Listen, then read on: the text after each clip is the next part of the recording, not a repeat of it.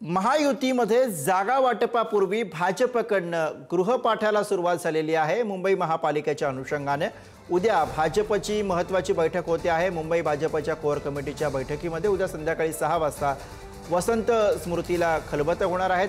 मुंबई अध्यक्ष अमित साटम, मंत्री आशिष शेलार, मंगलप्रभात लोढा, प्रवीण दरेकर, अतुल भातखळकर यांच्यासोबत काही महत्त्वाचे नेते या बैठकीला उपस्थित राहणार आहेत आणि मुंबई महापालिकेच्या दृष्टीने भाजपकडून सुद्धा आता तयारीला सुरुवात झालेली आहे।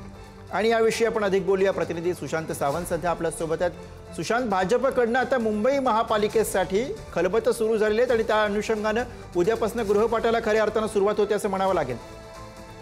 अगदी खरं आहे गुरु। आपण जर बघितलं असेल तर बिहार निवडणूक जिंकल्यानंतर आता भाजपचा आत्मविश्वास आणखी वाढलेला आहे आणि भाजपनं मुंबई महानगरपालिकेकडे आता आपलं लक्ष केंद्रित केलेलं आहे।